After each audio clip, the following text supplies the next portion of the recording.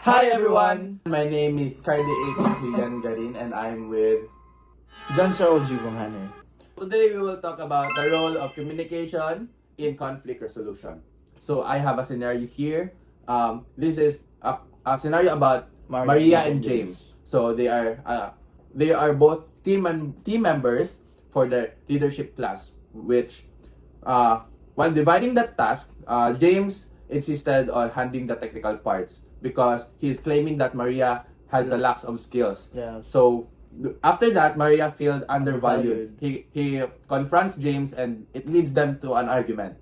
And their professor saw what happened to them, but encouraged them to practice effective communication to resolve their conflict. Misunderstandings. Yeah. So Maria and James agreed. So they talked, they discussed their concerns during the meeting. Maria told James that ayaw niya yung maging feeling sidelined. And James explains his intention was to ensure the quality of their work. So they agree to collab and to work on the technical task. And they commit to a clear communication. So moving forward, their resolution not only improves their teamwork, but it strengthens their group. I have a question for you. Why do you think communication plays such a big role during resolving the conflicts of what Maria and James had? Well, communication is very important because most situations or most chaos or problems that happens is due to misunderstanding. Even though we keep silent and we keep silent with our feelings, still the misunderstanding and the hatred exist. So instead, we must reconcile, we must communicate, so we can understand of what's the problem, we can solve it.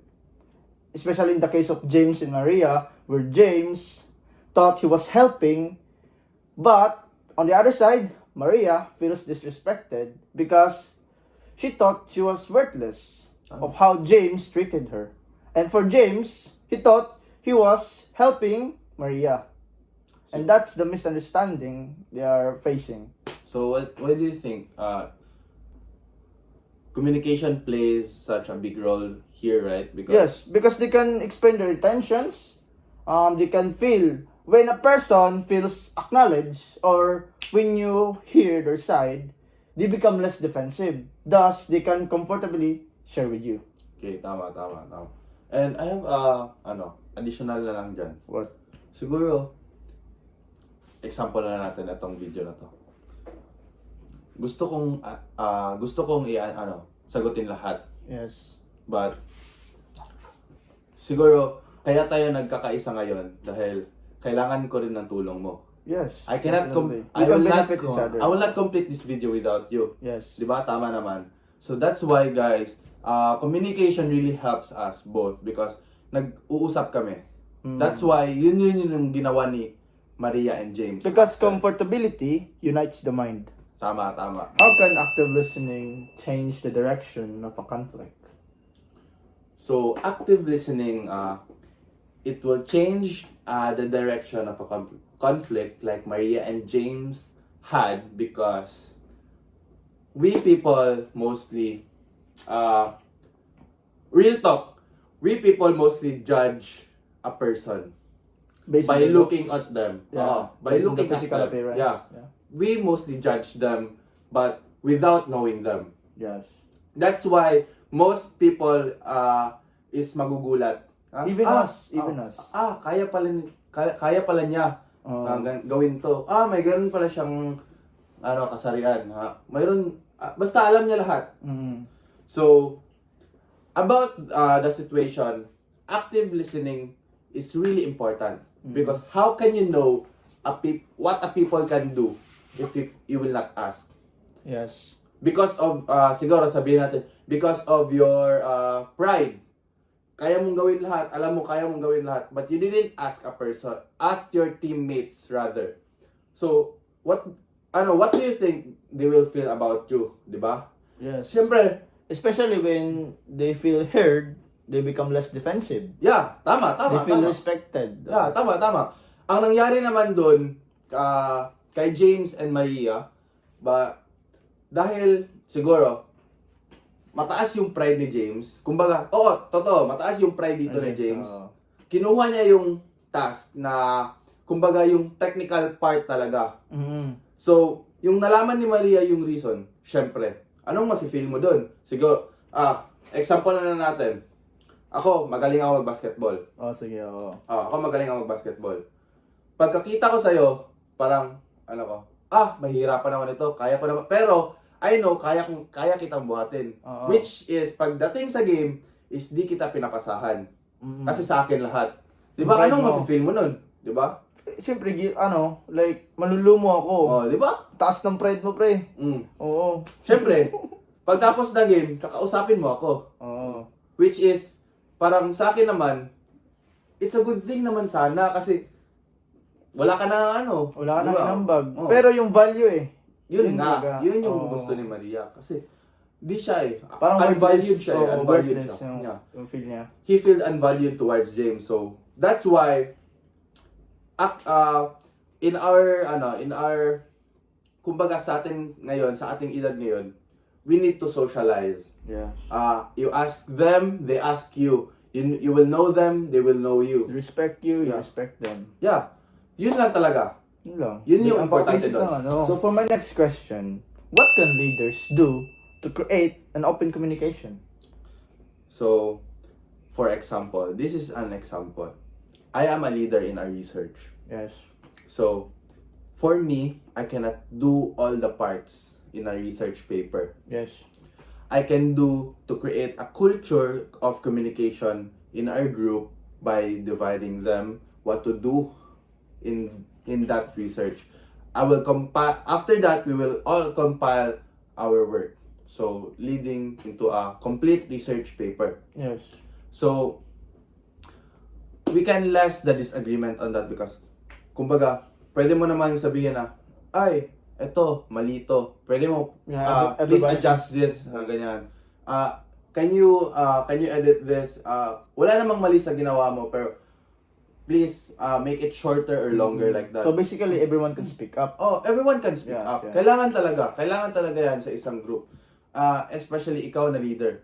Kasi if ikaw yung leader na hindi ko makausap, syempre, mayroon naman talagang mga tao na sila yung leader, sila yung gagawa lahat. And yung iba, wala, pahinga. But the important thing of being a leader is to respect their opinions. Tama. Kasi, once a leader, you need to be, kumbaga, nasa yung knowledge kung paano mo dadalhin yung team mo. Yes. If you cannot bring the team up with you in a crucial time, Yeah. na You will kailangan- also get down. example na natin, defense. Ikaw yung leader, ikaw gumawa ng lahat. So, during the defense, questions yung mga panelists sa mga kasama mo. Ano yung kasama mo? Tulala. Kasi Yeah. wala silang alam. Which will lead to disagreement na naman. Failure. Tama, failure ng grades. So, Then after that, you will parang sisisihin mo na naman yung Oh. team mo. syempre, Oo. ito na lang ngayon trabaho mo, di nyo pa nagawa. Oo. Oh. Ganyan yung sasabihin mo as a leader. So, Pero, it will lead into a bigger issue. yes. Pero, para walang ganyan, this is your part, this is your part, this is your part, this is my part. respect their opinions, Oh. share assets, share the assets, kumbaga. Kumbaga, you ask them, kaya mo ba to? Pag sabi nila, hindi, eto na lang sa'yo. Sa'yo na Mas lang. madali. Tapos, another naman, kaya mo ba to? Siyempre, meron naman talaga mga tao na kaya yung mga ibang parts na hindi rin kaya ng ibang tao. How about if some members like, uy, parang nahihirapan ako Oh. dyan. Siyempre, pagtutulungan nyo. Oo. Kasi group kayo eh. Mm. You cannot, sure ka, like, sabi mo nga, syempre naman, as a good leader, alam nga naman, sabihin mo na, ay hindi, kaya mo yan, ganyan. Tapos, You must also value oh, the skills of your teammates. Tapos yung point na, pasahan na kayo na para i-compile niya na yung, yung ginawa nyo. Ay, hindi, mali to, ngayon. Ikaw yung nagsisisi. Kasi sinabihan mo siya, kaya niya yun, pero ikaw yung nagsisisi kasi yung sabi niya sa'yo, hindi niya kaya. So, it will lead into a Inconsistencies Yeah. and failures, yeah. So, kailangan mo talaga mag-speak up. you need to speak up and they need to speak up to you. You need to speak up and the leader must also listen. True. Yun Yeah. lang talaga. Yun lang. With that, we can gain harmony and straight yung process. Mas good yung team nyo. And siguro, ang relationship sa inyong team is mag-boom bond, talaga. yeah. Yung bond parang Hila Hila pataas, talaga. di hila pababa. So, Sai, I have a question. Another question for you, rather. Yes. We've all experienced miscommunication. At some point, what do you think is the common barrier na it will make conflicts like Maria and James had? So, how can a team work through it? well, sa case ni James at ni Maria, yung pinaka-barrier na nakita ko talaga is lack of trust ni James. Because James trusts himself too much. I know, may pride. May pride pride. doon.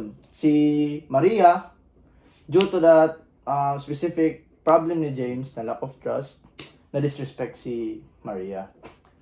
And next barrier naman, pre, making assumptions. Even though na-point out na yung mali mo, even though feel mo tama ka, still you're making assumptions to, like, parang defensive ka ba? Due to that defensiveness, it can make the communication or more like worst. More like It can worst. And for the others, lack of trust. Making assumptions. Especially not listening. If you will not listen, you will not understand. Mahirap talaga yan. You will not understand his side or her side. What about you? Siguro, okay na ako dun sa tatlo. Actually, okay na ako dun sa tatlo. Kasi yun na talaga yung important if communicating. You need to listen, you need the trust, and you need to Avoid any assumptions. Avoid any reasons. Wala na. Actually, yun lang talaga. For me, If you already seen, acknowledge your mistakes. Tama. Oo. Kasi, di naman pwedeng tama ka parati. Yes. Di ba? Kailangan marunong ka rin tumanggap ng mali. Mm. Kasi kung hindi, That's where the growth begins for the mistakes. Now it's my turn to ask you a question because I have this question in my mind that boggles me up every day. How does resolving conflict through healthy communication not only fix the issue, but actually make the team stronger in the long run? so actually, I have answered that question kanina sa mga natin in my previous answer. Resolving conflict through healthy communication not only fix the issue at hand, but actually it makes the team stronger because yun na nga, When you feel understood, kailangan as a leader or as a member, kailangan nagkakaisa kayong lahat. Kasi mayroon na kayong kumbaga sa good communication pa lang, alam nyo na yung alam nyo na yung lahat. Okay na yun eh. Mm-hmm. And after that, if through healthy communication, walang problema. Walang sakit sa ulo kasi ginawa nyo na lahat as a team. Mm-hmm. Di ba? And siguro what concerns me the most is meron lang talagang mga tao na they don't have that kind of talent. But at least, alam mo na they will really help. They will help the team kahit na hindi sila magaling doon na part. Gets mo? Yes, Kumbaga, dahil sa healthy communication, alam mo paano, siguro, ganito na lang. Alam mo na mahina siya sa ganito, pero you can help him. You will have a good communication towards, to have a good result. Ganun. Ganun lang naman talaga.